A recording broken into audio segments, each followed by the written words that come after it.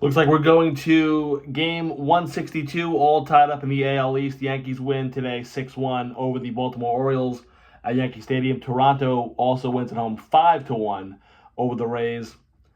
Listen, I'm not going to sit here and act like a Yankee fan and scream biased here, but are the Rays laying down? I don't know. I know Kevin Cash and the Rays really aren't a fan of the Yankees, even though we're letting them use our spring training facility for their season this year. But there's no love lost between the Rays and the Yankees, and the Rays just have looked a little off and really dead. And usually Tampa Bay is fighting till the end, whether they're out of it or not. But listen, hey, it is what it is. With the Yankees, even if you would have won one game of the many games that your bullpen blew, you wouldn't be in this predicament. You'd be the one game up, and we'd be a little bit better, feeling a little bit better about ourselves. But again, you are tied. Essentially, you're back because Toronto has the tie break. So even if you win tomorrow, Toronto's got to lose for you to have the AL East. And it's exciting. It really is. And again, you know that I've sat here. I have not been a big fan of Cashman, been a big fan of Boone. Losing Soto was a gut punch. Bellinger has been very good this year after a really rough start. Goldschmidt's cooled down, but he's still having a solid year. Stanton, coming off the injury, is doing real well. Cam Schittler today, he was just amazing. 7 innings of 2-hit ball, 9 strikeouts, lowers his ERA to 2.96. And he's been a breath of fresh air for the Yankees bullpen. I like him better than Luis Gil. I know everyone is high on Luis Gil. I'm really not. Gil walks way too many guys for my liking. And I think when all's said and done, I believe Schittler can have the better career than Gil.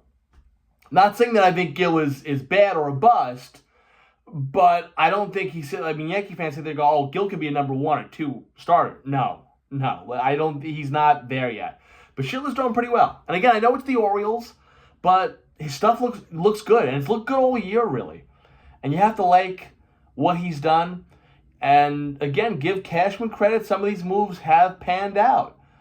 Boone's making the right decisions down the stretch here. And again, whether you can sit here and say they're having an easy schedule or not, the way they were playing at one point in the year, they couldn't beat these teams. So they figured it out. They figured themselves out. They're at 93 wins this year. They can get to 94 with a win tomorrow. And you sit there and you hope that Toronto can lose a game and you're AL East champions. If not, it's going to be a tough order going in Fenway for Boston in the wild card round. It's not like the days of old where the Red Sox would play the Yankees in the playoffs and it would be the Red Sox that would be scared and we'd have the talk of, the Yankees own the Red Sox. Red Sox own the Yankees as of late in the playoffs, and all games at Fenway for the wild card round, it's going to be tough. That's why I would love to win the division so you wouldn't have to go that route. But my gut tells me, I think the Yankees win tomorrow, but I also think Toronto wins. And I think we end in a tie, and I think obviously Toronto gets it on a tie break, and we'll settle for the wild card. I think that's how it's going to go. Now, the Reds and the Mets situation, Reds are up 3-0 over Milwaukee right now. Now, Milwaukee is still having something to play for. They can clinch the first round. They can clinch home field advantage throughout the playoffs with a win or a Philly loss. And Minnesota's actually beating Philly 5-0 in the top of the 8th. So if Philly does lose that game, Milwaukee does have nothing to play for. Right now, as it stands now, as the games are being played, Milwaukee still has something to play for. Obviously, the Philly game will end before the Brewers. And if that score holds up and the Twins win, Milwaukee will have nothing to play for. And then it's up to, okay, or are they going to play or not? I don't want to sit here and say, and we see this with football too at the end of the year. I don't want to sit here and say the teams aren't going to try. teams are going to tank. But there's just, especially a team like the Brewers, they're already in the playoffs. They're locked in. Do you go all out? It's not like you're a 90-loss team and say, hey, you know what? Let's go out with a bang. They're gearing up for October baseball. So it'll be interesting to see.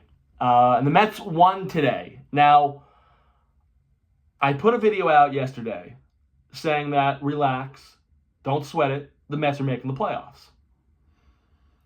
My uncle asked me if I'm on drugs. Brian Pasquale, who is a fine baseball player on Staten Island, goes, can you please stop jinxing them? Mike Tita goes, who I've coached many years on Staten Island baseball, Chris, what are you smoking? I want to have what you're having. And I'm like, and my dad's like, you got Dr. Strangeglove, Pete Alonso, at first base. You're never going to win anything with him. And I just sat there and I said, guys, you got to relax. Now, yes, they won today, and they won big. They lost yesterday, but they won today. And that was a big win. Now, there was a point where I sat there and I said to myself, listening to the game on the radio, I said, I wouldn't be surprised if they go to Diaz in the 8th. But the Mets bullpen looked really good today. You didn't need Diaz until the 9th. Mendoza said, hey, let me go with Diaz in the 9th, get him some work. He looked good. Again, I can't sit there and complain. Now, if he would have went out there and threw 31 pitches today in the 9th inning, I'd be pissed off. No harm, no foul. He gets in, he throws next to nothing. And you know that Diaz, if the game is close, at some point tomorrow, Edwin Diaz is pitching the 8th inning. Hell, it's the Marlins. I would go old school, bring it back to 1970s baseball.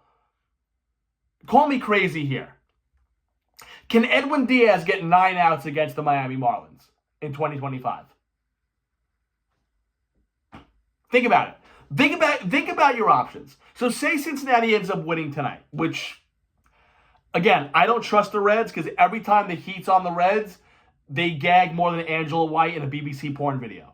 So I don't trust the Reds. I don't. And they've had opportunity after opportunity. Hell, they lowered the bases against Diaz with nobody out back when the Mets played them in Game 1 of that series. They win that game. We're not having this discussion right now. Or they take one more game, and they take 2 out of 3 instead of losing 2 out of 3 to the Pirates and their own building. We're not having this discussion. So every time the heat's on the Reds and it's the Reds' opportunity, they blow it. So I'm not worried about the Reds. And if they win tonight, that's great. There's still tomorrow for them to get on their knees and gag. But I'm telling you right now. So now Sean Manaea is going to get the ball. That's just coming down the wire. I don't know how you would have sat there and started anyone but Manaea tomorrow. If you started David Peterson in your game 162 with the season on the line, fire everybody. So, not to say that he's not going to pitch tomorrow. If Manaea goes out there and goes only 3 1/3 innings, you'll probably see Peterson at some point tomorrow. At some point. But Manaea starting is the right move. It's the simple move. It's the smart move, but it's the right move to start Manaea tomorrow. And can the Mets keep this train rolling?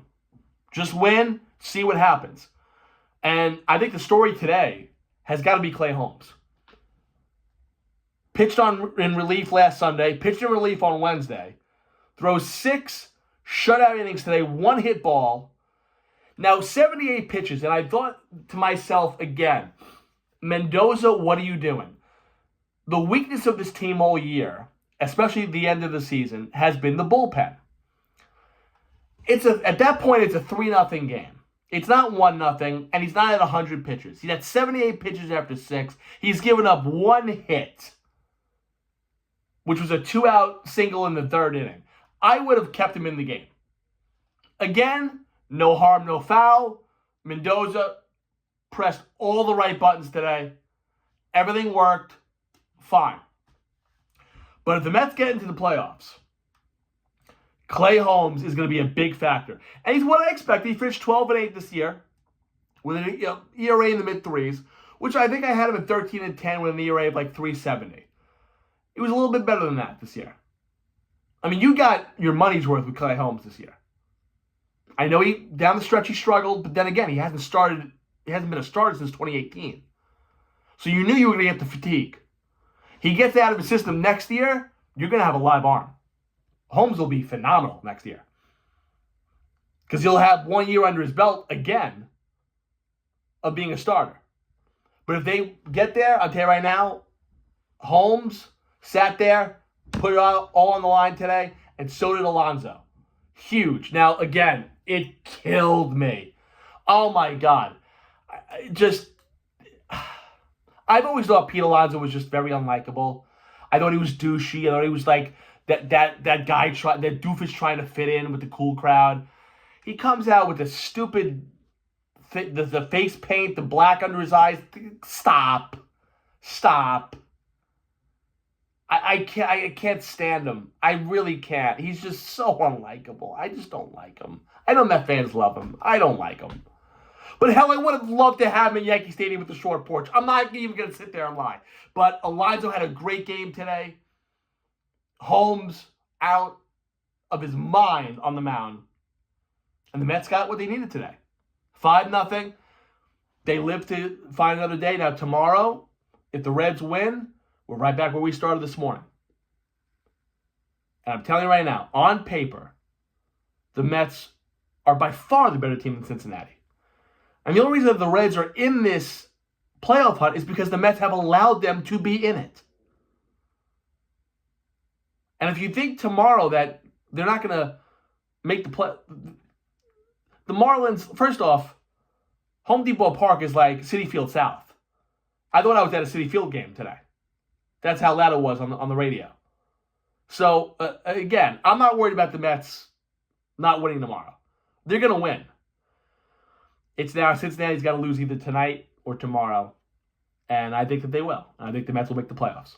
My Yankee prediction, again, like I said, I think they'll win tomorrow. But I think Tampa's not going to help us. And I think we end up settling for the wild card. But a phenomenal day in sports also tomorrow. Giants, Jackson Dart makes his debut. MetLife will be rocking tomorrow.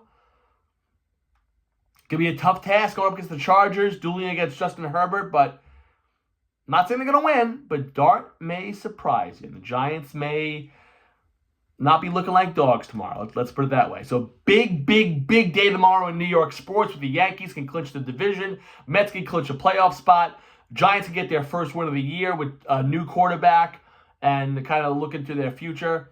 But, Mets win 5-0 today. Clay Holmes, the star of the game. And Cam Schindler today for the Yankees. Star of the game, also 7 strong. Judge with another homer, 53. MVP, we'll see. We'll see you tomorrow, but a huge day in New York sports.